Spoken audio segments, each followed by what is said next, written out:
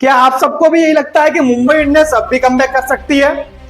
Well, 5 बार के champion अगर इनका इतिहास उठाकर अगर देखें तो पहले ये मैचेस हारते हैं, उसके बाद कमबैक करते हैं। लेकिन मेरे पॉइंट ऑफ व्यू से अगर देखें तो MI almost eliminated. Sunrisers Hyderabad की टीम ने जिस तरीके से एमआई को उसके घर पर खदेड़ा है, तो उसके बाद सवाल ये भी उठता है कि 2016 के बाद क्या सनराइजर्स हैदराबाद भी चैंपियन बन सकती है? जी हाँ, बिल्कुल बन सकती है। लेकिन आप में से कुछ लोग मेरी तरफ भी यही सोच के बैठे होंगे कि इस बार आईपीएल का टाइटल पंजाब किंग्स या रॉयल चैलेंजर्स बेंगलोर को दे दीजिए। लेकिन जिस तरीके का पीक जो पिछले कुछ मैचों से सनराइजर्स की टीम ने पकड़ा है, वो काफी ज्यादा घातक साबित हो सकती है किसी भी टीम के लिए।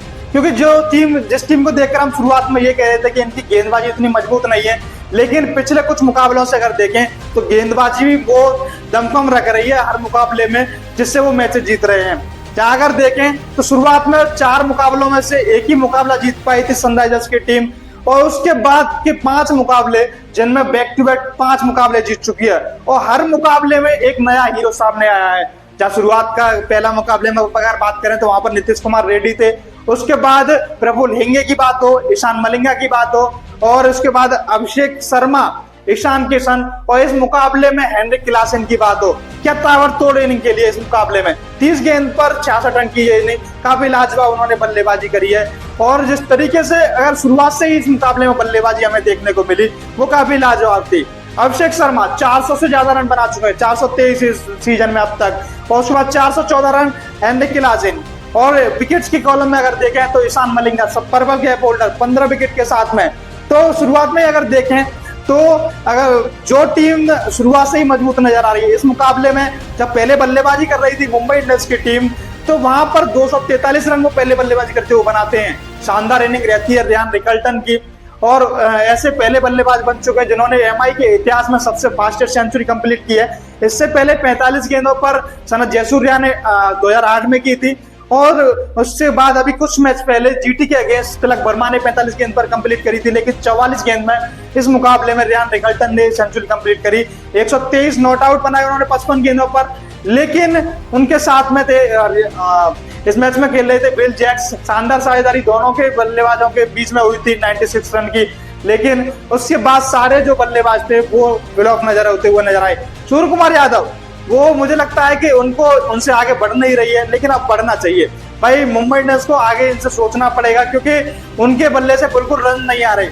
जो सूर्य कुमार यादव जो इस टीम की जान हुआ करते थे, धड़कन हुआ करते थे, जिनके बिना मुंबई इंडियंस आगे नहीं चलती थी, और लेकिन वो सूर्य कुमार यादव अब बिल्कुल ही दिखाई नहीं दे रहे हैं। T20 वर्ल्ड कप में भी उनसे रन्स नहीं बने थे, लेकिन इस आईपीएल सीजन में भी उनका बिल्कुल बल्ला ठंडा रहा है। 150 जरूर आई थी, लेकिन यहाँ पर बिल्कुल भी बल्ला नहीं चल रहा है। तो एक तरीके से अगर देखें सीनियर प्लेयर के तौर पर खेल रहे हैं, लेकिन अब उनसे आगे बढ़ना होगा मुंबई इंडियंस को, क्योंकि बहुत सारे प्लेयर अब तो ये T20 की टीम में भी कैप्टनसी भी डिजर्व नहीं करते। क्योंकि वो एक समय था जब हम भी ये कह रहे थे कि भाई सूर्य कुमार यादव को टीम में जगह दो, छाती पीट पीट कर ये कह रहे थे कि उनको जगह मिलनी चाहिए और वो काफी अच्छी परफॉर्मेंस करेगी, तो उन्होंने किया भी था। लेकिन अब वो दौर बहुत अलग था, लेकिन ये दौर बहुत अलग है। एक अरसा हो गया सूर्य कुमार यादव के बल्ले से रन्स नहीं निकले हैं, और वही यहाँ पर सबसे बड़ी कमजोरी नजर आई है मुंबई इंडियंस की तरफ से। तो वहां पर रन्स नहीं बने। लास्ट में अगर देखें तो हार्दिक पांड्या ने 30 रन की इनिंग वो खेली जरूर, लेकिन अगर देखें तो वहां पर कोई भी प्लेयर मिडिल ऑर्डर में चलता हुआ ज्यादा नजर नहीं आ रहा, क्योंकि हर मैच में एक प्लेयर के चलने से कुछ नहीं होगा। यहाँ पर सेंचुरी लगाई रियान रिकल्टन ने, रन्स अच्छे बनाए बिल जैक्स ने, लेकिन उसके अलावा अगर देखें तो कुछ भी रन्स नहीं बने। यहाँ पर दूसरी टीमों में अगर देखें तो सनराइजर्स की टीम में अगर देखें तो शुरुआत से ताबड़तोड़ बल्लेबाजी करी। 129 रन की, माफ कीजिएगा, पहली विकेट के लिए पार्टनरशिप रहती है। जहां पर जो बल्लेबाज फॉर्म में नहीं था सनराइजर्स का, ट्रेविस हेड, वो इस मुकाबले में फॉर्म में आ चुका था। वैसे ये कहते भी हैं कि ट्रेविस हेड को नीली जर्सी से बहुत प्यार है। अब तक वो नीली जर्सी सामने नहीं आई थी, लेकिन जैसे ही सामने आई ताबड़तोड़ उन्होंने तहलका मचा दिया।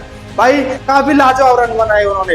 हाफ सेंचुरी इस मुकाबले में देखने को मिली उनके बल्ले से, और अब तक नहीं मिली थी। इन फॉर्म अब फॉर्म में वापसी हो चुकी है, लेकिन आगे यही उम्मीद रहेगी कि इसी तरीके की फॉर्म में रन्स बनाए और अपनी टीम को टॉप 4 में ले जाएं।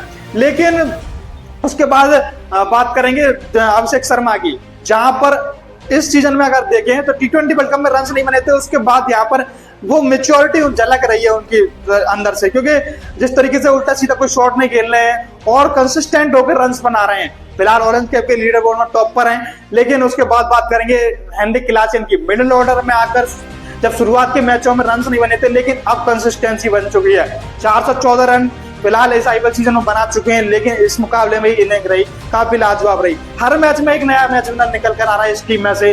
बात थी सलील अरोड़ा की, जो कि पंजाब से अच्छा प्रदर्शन उनका रहा था, लेकिन इस मुकाबले में जिस तरीके से जसप्रीत बुमराह को वो नो लुक शॉट लगाया भाई, क्लास क्लास भाई, लाजवाब।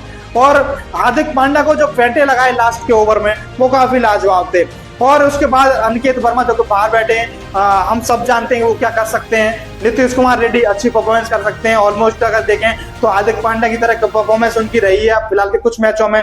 लेकिन अगर ओवरऑल अगर देखें तो मुंबई इंडियंस की तरफ से इस सीजन में काफी सारे रिकॉर्ड्स बने, जो कि 13 साल के बाद पहला मुकाबला जीते, वो भी एक रिकॉर्ड ही था। लेकिन 100 से ज्यादा रन से हार मिली थी सीएसके के अगेंस्ट, वो भी एक बहुत लंबे अरसे के बाद पहली हार थी, जो कि 100 से ज्यादा के मार्जिन से हारे थे। लेकिन इस मुकाबले में भी अगर देखें तो 200 से ज्यादा रन का टोटल जो डिफेंड नहीं कर पाई है, यही पहला टोटल था जो कि इस मुकाबले में डिफेंड नहीं कर पाई है। लेकिन मुंबई इंडियंस के हालात बद से बदतर होते जा रहे हैं कि कोई भी प्लेयर जो एकजुट होकर पहले ये टीम खेला करती थी, जो 5 बार के चैंपियन बने थे, वो मतलब बिल्कुल वो मुंबई इंडियंस नजर ही नहीं आ रही है।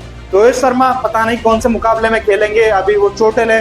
ऐसा लग रहा था कि इस मुकाबले में खेल जाएंगे, फिट हैं, लेकिन यहाँ पर वो दिखे नहीं। इस मुकाबले में चेंजेस भी दिखे, क्योंकि गेंदबाजी में अगर इनकी देखें तो ट्रेंट बोल्ट का जो पीक था वो पता नहीं कहाँ चला गया है, काफी ज्यादा एक्सपेंसिव थे। जसप्रीत बुमराह डिसअपॉइंट करते हुए नजर आए इस मुकाबले में भी, चैंपियन बॉलर हैं, लेकिन वो जो उनकी लय थी वो नजर नहीं आ रही है। और दूसरे गेंदबाजों में अगर देखें, इंपैक्ट प्लेयर के तौर पर शार्दुल ठाकुर आए थे, लेकिन उनको गेंदबाजी नहीं कराई।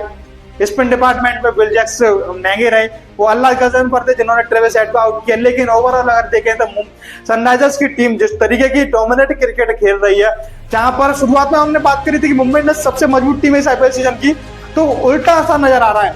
जो सनराइजर्स हैदराबाद जिसकी गेंदबाजी सबसे कमजोर नजर आ रही थी, लेकिन अब वो मजबूत नजर आ रही है और 5 मुकाबले बैक टू बैक जीत ही चुके हैं। लेकिन जिस तरीके का गेम इस मुकाबले में उन्होंने दिखाया है वो काफी लाजवाब रहा है। वह सनराइजर्स हैदराबाद की इस जीत पर आपका क्या कहना है, मेरे को कमेंट सेक्शन में बता दीजिए। जब तक के लिए वीडियो पर अगर नए हो तो वीडियो को लाइक कर दो, चैनल को सब्सक्राइब कर लो, बेल आइकन को प्रेस कर दो। Thank you, take care, bye bye.